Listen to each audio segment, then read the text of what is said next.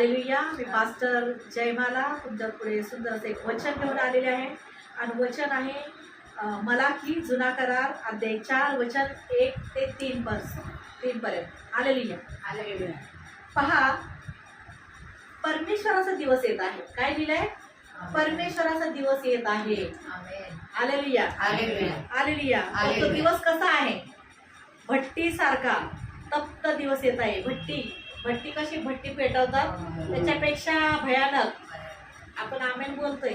आमेन. आपण आमेन बोलतोय का? हा, तुला चांगलं वाटतंय, पण तो न्यायाचा दिवस आहे. त्या दिवशी डायरेक्ट कुठे टाकणार आहे? जे देवाला पहिलं स्थान देणारे, देवाला आवडणारे त्यांना स्वर्गाचं राज्य.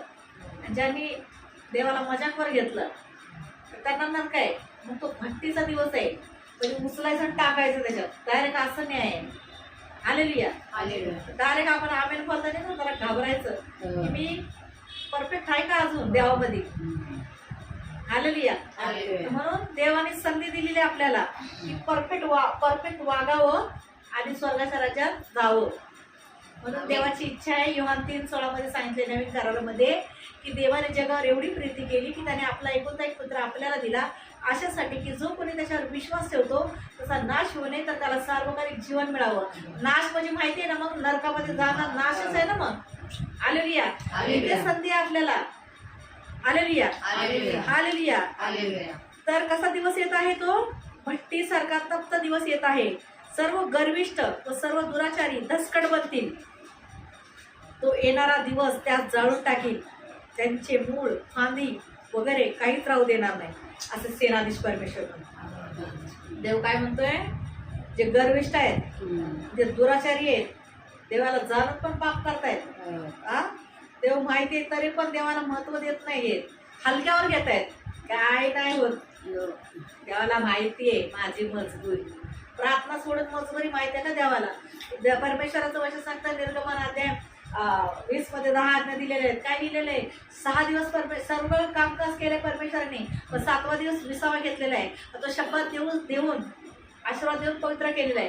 म्हणून त्या दिवशी सांगितलं कुठले कामकाज करू नको, पण पहिला मला वेळ दे, असं सांगितलेलं आहे. तर आपण प्रार्थना ना करून आपण दुसऱ्या गोष्टीला वेळ देतो तर परमेश्वर म्हणतो अशा लोकांना मी काय करणार आहे? जाळून टाकील. तो येणारा दिवस काय करेल? त्या जाळून टाकील. त्यांचे मूळ कुठलं म्हणजे त्यांचं काहीच राहणार नाही, नामनिशाण. म्हणजे त्यांच्या एकाने केलं तर सगळ्यांना ते भोगावं लागणार घरातल्यांना. कारण एका व्यक्तीला घरातून काय निवडलेलं आहे की ह्या व्यक्तीमुळे त्याचं घर परिवार प्रार्थनेच्या मार्गात असं म्हणून निवडलेलं आहे. ह्या घरातलं तर यावं, शेजारी पाजारी यावे. त्यासाठी आपल्याला प्रार्थना करणं खूप गरजेचं आहे. रडून गुडघे टेकून, गुडघे नाही टेकता तर माटे घालून का होईना, पण दिवसातून 3 वेळा तर परमेश्वराला तोंड दाखवायचं आहे प्रार्थना करून. ते पण अशी नाही बाबा माझं सुख होऊ दे आणि माझं सुख समाधानी जाऊ दे, नाही. कारण न्यायाचा दिवस जवळ येणार आहे. आणि जर तुम्ही ना ऐकलं तर मग काय बोलतो मी, तुमचं काही मूळ राहू देणार नाही, सगळं नाश करून टाकेल, नष्ट करून टाकेल. बघा आधीच देवाने सांगून ठेवलेलं आहे. तुम्ही म्हणणार अरे असं काही नाही, पण जर ते ह्या बायबलच्या वचनाला जर खोटं ठरवलं तुम्ही तर मग त्याला सांगून फायदा नाही. लोकांना सांगून फायदा नाही. पण आपलं काम आहे बाबा, आपल्याला जेवढं दिलंय तेवढं आपण करणं गरजेचं आहे. आपण लोकांना सांगणं गरजेचं आहे. नाही की आपण सावलीमध्ये झोपा काढतोय, खातोय, पितोय, मजा मारतोय, रविवारी प्रार्थनेला येतोय. हे मान्यता नाही देवाला. नुसतं यायचं, रविवारी यायचं, प्रार्थना करून जायचं घरी, ते नाही. तर आपल्या मुखाचा वापर लोकांना पण करून सांगायचंय की या येशूच्या प्रेमाचा अनुभव घ्या. माझ्या जीवनात परमेश्वराने येशूने असं कार्य केलं तर तुम्ही या एकदा अनुभव घ्या, बघा तुमच्या जीवनात प्रभू येशू कार्य करेल, असं तर तुम्ही सांगताय. आणि तर देव तुमचं एक काम लिहून ठेवतो डायरीमध्ये की यांनी एवढं काम केलं माझ्यासाठी. पहिलं केलं नाही. आता आयुष्य तुमच्या श्वासात, आपल्या श्वासात श्वास आहे तोपर्यंत आपल्याला परमेश्वराचं काम करायचं आहे. हालेलुया. परमेश्वर म्हणतो मी मूळ फांदी काहीच राहू देणार नाही लोकांचं जे असे वागणार ते. हालेलुया. पण तुम्ही बघा, पण परमेश्वर काय बोलतो? पण तुम्ही जे माझ्या नामाचे भय धरणारे त्या तुम्हावर न्यायत्वाचा सूर्य उदय पावेल व त्याच्या पंखाच्या ठाई आरोग्य असेल. तुम्ही गोठ्यातल्या वस्त्राप्रमाणे बाहेर पडून बागडाल. हालेलुया. तुम्ही दृष्टास तुडवाल आमेन. कारण आमेन. मी हे करीन त्या दिवशी ते तुमच्या पायाच्या तळव्या खालच्या राखेप्रमाणे होतील असे सेनाधीश परमेश्वर म्हणतो. हालेलुया. जे देवाला भिवून राहतात, देवाला पहिला वेळ देतात, लोकांना सांगतात, लोकांना येशूकडे प्रार्थनेच्या मार्गात आणतात, हा पहिलं समय प्रार्थनेला देतात, जगाच्या कुठल्या गोष्टीला मान देत नाहीत. किती आपल्याला करोडाचा फायदा होणार असला आणि आपल्याला प्रार्थनेला जायचंय तर त्या दिवशी तर करोडाला लाथ मारायची, पण पहिलं परमेश्वराला वेळ द्यायची. कारण करोडाला जर लाथ नाही मारली आणि करोडाच्या मागे गेलात आणि देवाला लाथ मारून, नाही का, क्षमा कर प्रभू, देवाला आपण हे केलं बाजूला करून दुसऱ्या लोकांच्या ह्याच्यात गेलात, त्या पहिल्या जगाला वेळ दिला, तर तुमचे लग्न असू दे, बारसं असू दे, कार्य असू दे, मेलेला असू दे, येशू म्हणतो मेलेल्याला मेल्यामध्ये पडू दे. आणि तुम्ही त्या रविवारच्या दिवशी पण कार्याला जाताय, हे देवाला आवडत नाही. कळलं? सुधरा. ते मैतीच्या दिवशी रविवारचा शपथ आहे त्या दिवशी तुम्ही जर कार्याला जाता ना मेलेल्या माणसाच्या पाठी, तर त्याचे तेच सैतान येऊन तुम्हाला फाडून खातील त्यांच्यातलेच. हालेलुया. पहिला समय प्रभूला, कारण शपथ दिवसाची आठवण ठेवून तो पवित्रपणे पाळ असा परमेश्वराने सांगितलेला आहे. हालेलुया. पण जे देवाचं नाव घाबरतात, पास्टरांना काय वाटेल म्हणून नाही, माझ्या देवाला काय वाटेल, वरून मी अशी वागली तर माझा देव काय म्हणेल, मी पहिलं देवाला स्थान नाही दिलं तर मी कुठं जाणार. हालेलुया. परमेश्वराचं वचन सांगतं, जे देवाचं भय धरतात त्यांच्यावर न्यायत्वाचा सूर्य उदय पावेल, परमेश्वर म्हणतो, त्यांचं चांगलं होणार. हालेलुया. आणि ते काय होतील, त्यांच्या पंखाच्या ठाई, म्हणजे ते देवाच्या माणसांच्या सोबत काय होणार, त्यांचं आरोग्य चांगलं असणार. हालेलुया. हालेलुया. आणि जे गोठ्यातले ते लेकरं नाही का, गोठ्यातले ते करडू काय पारडू काय बोलतात, ते लहान पिल्ल, गोठ्यातले गाईचे वासरू असतात ना, पिल्लं असतात, ते कसे उड्या मारतात तसे लहान, तसे तुम्ही बागडाला बोलतो परमेश्वर. त्यांना गोठ्यातल्या लवस्ताप्रमाणे, लहान ते पाडसाप्रमाणे तुम्ही उड्या मारणार.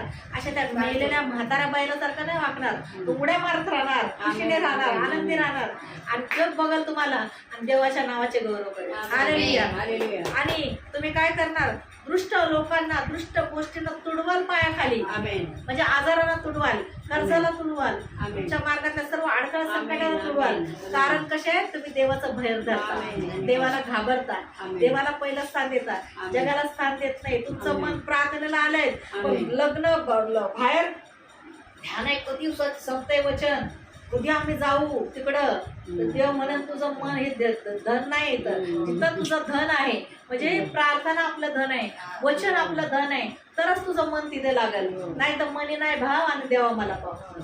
आणि कसं होत नाही आमच्या जीवनात.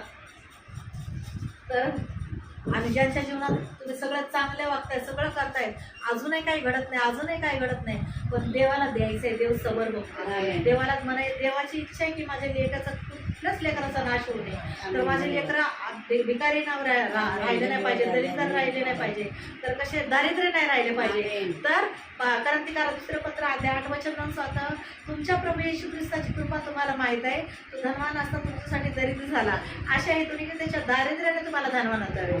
देवाची इच्छा आहे की देवाच्या राजाचा मुलगी दरिद्री नाही राहणार, कारण ते कोण आहेत, देवाची लाडके मुलं आहेत. आणि तुम्ही म्हणजे तुमच्याकडे 5,000 पगार आहे, तर त्या 5,000तच तुम्ही संतुष्ट असणार. आणि बाजूचा बिझनेसमॅन आहे, पण त्याच्यावर कर्ज आहे, त्याच्यावर रडत राहतोय, खायला नाही, प्यायला नाही, नुसतं व्याज आहे लोकांचं, हे ते, त्याच्याकडे एवढा बिझनेस आहे, पण त्याचं ते पुरवायला येत नाही. पण तुम्ही ती छोटीशी पोळी भाजी करून विकताय लोकांना, तेच तुमचा धंदा आहे, बिझनेस आहे, त्याच्यात वाढ आहे, त्याच्यातच त्या 5,000 पगार आहे, पण पगारामध्ये पण तुम्हाला बरकत आहे. कारण परमेश्वर बोलतो, अनुवाद 28 वचन 10 वचन 8 त्याच्यात सांगितलेलं आहे परमेश्वर अनुवाद मध्ये, की तुझ्या कामात हात घालशील परमेश्वर तुला बरकत देईल, म्हणजे तुझ्या हातच्या कामाला परमेश्वर बरकत देईल. तर कुठल्याही गोष्टीमध्ये पहिलं प्रार्थना करणं, वचन वाचणं, वचन घेऊन प्रार्थना करणं, की प्रभू तुझं वचन सांगतं की तुझ्या वचनामध्ये तू असं असं बोललेलं आहे, मग ते वचन घेऊन देवाला आठवण करून ती प्रार्थना करायची, मग देव तुमच्या जीवनात कार्य करावं. म्हणून बायबल वाचणं खूप गरजेचं आहे. नुसतं बायबल बाजूला ठेवायचं आणि नाही बाय आमचं सुख होऊ दे ना, आम्हाला शांती येऊ दे ना, आमच्या पोरा बालांना सुखरूप ठेवा, हे चालत नाही. तर वचनामध्ये वाढणं गरजेचं आहे. म्हणून प्रार्थनेला कधी खाडे करायचे नाही. लोकांना येशूचं सांगायचं, ट्रेनमधून येताना पण इकडच्या तिकडच्या गप्पा गोष्टी करण्यापेक्षा कुणी बायका बसलेला असं कोणी स्माईल देतं, कुणी ऐकतं, तर त्यांना सांगायचं येशूबद्दल. आणि डायरेक्ट नंबर नाही द्यायचे फोन करून प्रार्थना घ्यायला, कलेशात बोलवायचं, नाहीतर फोन घेऊन नम्र करणार, प्रार्थना घेणार आणि बरं झालं त्यांची कामं. असं नाही की त्यांना म्हणायचं मी तुम्ही एकदा या आणि माझ्या येशूच्या प्रेमाचा अनुभव घ्या. बघा येशू तुमच्या जीवनात नक्कीच कार्य करेल. आणि प्रभू बघा आता हे न्यायाचा दिवस येतोय जवळ, कधी पण येशू न्यायाचं आगमन जवळ येते. म्हणून लोक पहिलं पण काय करत होते, न्यायाचा ते जलप्रलय येणार होता, नोहाला आधीच सांगून ठेवलं होता परमेश्वराचा दासाला. म्हणजे तो पास्टर आहे, नोहा पास्टर आहे, पास्टरला आधीच सांगून ठेवले तू सांग लोकांना आणि तू तुझं बांधून घे. नाही ऐकलं, ज्यांनी आले तुला मदत करायला घर बांधायला तर त्यांना घे आतमध्ये, जे नाही आले तर त्यांना तसंच सोड. मग तो घर बांधतो सांगायला लागले. लोक बघायचे काय करतोय रे, म्हणजे मी घर बांधतोय कशासाठी, अर्धा जलप्रलय येणार आहे, सगळं जग हे डुबणार आहे. तर काय म्हणायचे, काही येडा झालाय काय, हा पागल झालाय काय, काही सांगतोय मूर्ख आहे हा, असं आहे तसं त्याला हसतायत. तसंच आजकालचे पास्टर लोकांना सांगतात येशूबद्दल, पण लोक हसतात. काय धर्म बदललाय, जात बदलली, पण जेव्हा त्यांना कळेल न्यायाचा दिवस जवळ येईल, येशू येईल अचानक आणि त्या दिवशी ते कुठे असतील माहिती. म्हणून वचन, बायबल, प्रार्थना मजाकवर घ्यायचं नाही. प्रार्थनेच्या दिवशी कुठं निघून पळून जायचं नाही. आदल्या दिवशी उद्या प्रार्थनेत आजच पळून गेलं. अजूनच सांगते सिस्टर, तुम्ही ध्यानावर या, ध्यानावर या. नुसते माणसांची मनं जपायला आणि त्यांचे तोंड गोळा करायला येऊ नका, कारण नरकात जाण्यापासून वाचवायला फक्त येशू आहे. माणसं नाही येणार आहेत, जाती नाही येणार आहेत, धर्म नाही येणार आहेत, भावकी नाही येणार आहे, तर फक्त येशूच येणार आहे. म्हणून आधी देवाने संधी दिली आपल्याला ह्या पृथ्वीवर आहोत, तर आपणही वाचायचं आहे, आपल्या परिवाराला पण वाचवायचं आहे. हे असं हे नाही की फक्त कार्यक्रमाच्या दिवशी तुम्ही या आणि बाकीच्या दिवशी येऊ नका. आज कार्यक्रम नाही आहे, कार्यक्रम आला ना त्या दिवशी या. पहिला तुम्ही सांगायच्या असं काही कार्यक्रम नाही आहे, कार्यक्रम असला तर भावाजी तुम्ही या, कार्यक्रम असल्यावर या असं बोलायचं. तसं करू, कारण देव तुमच्या माती पाप लावेल, देवाचा क्रोध तुमच्यावर भडकेल आणि मग इतरांवर. म्हणून देवाला घाबरा, देवाचं भय बाळगा आणि परमेश्वराच्या मार्गात वाढा. आळस कंटाळा करू नका प्रार्थनेला. घरी गेल्यावर पण बायबल वाचा, वचन वाचणं गरजेचं आहे. बायबलमधलं माहिती पाहिजे तुम्हाला, ते कुठे काय दिलंय. पास्टर लोक तर तुम्हाला शिकवतात, पण दुसऱ्यांना दाखवून देऊ नका. कुठल्या पास्टरांना बोललं आम्ही कलेशात, तर अरे त्यांनी काय विचारलं ते म्हणतात असे गप्पत बसणार, माहीतच नाही. माणसं कशी उत्तर देणारे पाहिजेत पटापट, तर त्यांना कळतं की बाबा ह्यांनी शिकवलंय. जर तुम्ही गप्पा राहणार तर त्या लोकांना काय वाटणार की हे पास्टरांचं काय, यांच्या पास्टरला काही येत नाही, त्यांचा पास्टर काही शिकवत नाही. पण आम्ही आमच्या गळ्यापर्यंत येईपर्यंत तुम्हाला शिकवतो. पण तुम्हाला तुमचं मन धन इथे तर मन लागणार आहे. तुमचं धन घरी आहेत, संसारात आहेत. जे संसारात गुंतलेले आहेत ना ते देवावर प्रेम नाही करू शकत आणि ते देवाचं राज्य पण पाहू शकत नाही. जर तुम्हाला सगळं धरून नंतर देवाला धरायचं आहे तसं नाही होत. देव म्हणतो एक तर मी, एक तर दुसरं, असं म्हणून चाललं तर देव तुमच्या जीवनात कार्य करेल. Hallelujah, hallelujah. असं इतकं सुंदर परमेश्वराने वचन आपल्याला दिलं आणि त्या वचनाद्वारे परमेश्वराने सर्वांच्या जीवनात कार्य केले असं मी विश्वासाने घोषणा करते. आणि आता आजारी भागात तुम्ही हात ठेवा, तिथे हात ठेवणं शक्य असेल तर छातीवर हात ठेवा, विश्वासाने ठेवा. आणि माझं यूट्यूब चॅनल आहे आणि जे लोक आज यूट्यूब चॅनलवर माझं वचन ऐकत आहेत त्यांनी पण आपल्या आजारी भागात हात ठेवा. प्रभू येशू आणि प्रभूचं वचन सांगता आंधळे पाहू लागतील, लंगडे चालू लागतील, मुके बोलू लागतील. कारण यशाया 53 वचन 5 सांगतं की यशाया 53 वचन 5 सांगतं की तू खरोखर माझी व्याधी त्याने आपल्यावर घेतले, माझे क्लेश त्याने वाहिले, तरी त्यास ताडण केलेले, देवाने त्याच्यावर प्रहार केलेले, त्याला पिटलेले असे मी त्याला लेखले. आणि खरे पाहिले असता तो माझ्या अपराधामुळे घायल झाला, माझ्या दुष्कर्मामुळे ठेचला गेला आणि मला शांती देणारी अशी शिक्षा त्याला झाली आणि त्याला बसलेल्या माराने मला आरोग्य प्राप्त झाले. तर हे वचन मी सर्वांवर जे यूट्यूब चॅनलवर ऐकत आहेत, जे इथे कलशात बसलेले आहेत, त्या सर्वांच्या जीवनात मी वचन क्लेम करते. आणि या क्षणाला आंधळे पाहू लागत, लंगडे चालू लागत, ओके बोलू लागत, बैरांना श्रवणशक्ती व मतिमांच्या बुद्धीला स्पर्श होत आहे, मेलेले जिवंत होत आहेत. प्रभू गीता नावाच्या व्यक्तीला बहिणीला स्पर्श करत आहे, तिच्या गर्भाला प्रभू स्पर्श करत आहे आणि तिला सुंदर असा आशीर्वादित मुलगा दिलेला आहे प्रभूने असा विश्वासाने घोषणा करते. अंकित नावाच्या भावाला प्रभू स्पर्श करत आहे. त्या भावाचं लग्न जमत नाहीये, प्रभू येशू त्या भावाला सुंदर आशीर्वादित जीवनसाथी देत आहे. ज्यांचा बिझनेस खालवलेला आहे, प्रभू येशू त्यांच्या बिझनेसला स्पर्श करत आहे. ज्यांच्या घरात अशांती आहे, प्रभू येशू त्यांच्या जीवनात शांती आणत आहे. सर्व आजे कॉलनी हॉस्पिटलमध्ये आहेत, त्या हॉस्पिटलमध्ये जे आजारी लोक आहेत प्रभू त्यांच्यासाठी मी प्रार्थना करते. त्यांच्या जीवनातील HIV, diabetes, blood cancer, BP येशूच्या नावात निघून चाललेला आहे. कॅन्सरच्या गाठीला आज्ञा करते, येशूच्या नावात त्या नष्ट झालेल्या आहेत. ताप, गुडघेदुखी, अंगदुखी, कंबरदुखी निघून गेलेली आहे. टायफॉइड निघून चाललेला आहे. इन्फेक्शन, एलर्जीचा त्रास निघून चाललेला आहे. आणि या क्षणाला मेलेले सुद्धा जिवंत होत आहेत. या क्षणाला प्रभू येशू स्वर्गीय शांतीने भरून काढत आहे. ज्यांना प्रभू येशूचं कार्य करायचं आहे, प्रभू येशू त्यांना स्वर्गातून पवित्र आत्म्याचा अभिषेक पाठवत आहे. पवित्र आत्म्याची उपस्थिती उतरत आहे त्यांच्यावर. स्वर्गातून पेंटिकोस्टची आग उतरलेली आहे. स्पर्श पवित्र आत्मा, गॉड इज स्पॉट टचिंग. प्रभूचा सामर्थ्यशाली स्पर्श होत आहे. ओव्हरऑल नावा शांतारा बाला धन्यवाद परमेश्वर पिता. प्रभू आज्ञा करणारी मी आहे, पण कार्य करणार होतोय. मला विश्वास आहे, माझी प्रार्थना तू ऐकलेलीच. ज्याने विश्वासाने प्रार्थनेत भाग घेतलाय त्यांच्या जीवनात आता या क्षणाला प्रभू येशूने कार्य केलेलं आहे. येशूच्या नावात मी स्वर्गीय बापाकडे प्रार्थना करते. आमेन, आमेन, आमेन. आमचा पत्ता आहे विद्याविहार ईस्ट, सायलीला हॉल, राजेवाडी हॉस्पिटलच्या समोर. रविवारी संध्याकाळी 5 ते 8 प्रार्थना चालते. तुम्ही तिथे घ्या, प्रभू येशूच्या प्रेमाचा अनुभव घ्या. पण आणि रविवारचा शपथ आहे त्या दिवशी विसरू नका, कारण परमेश्वराने शपथ दिवस आशीर्वाद देऊन पवित्र केलेला आहे. तुम्ही येशूच्या प्रेमाचा अनुभव घ्या. येशू तुमच्या जीवनात नक्कीच कार्य करेल.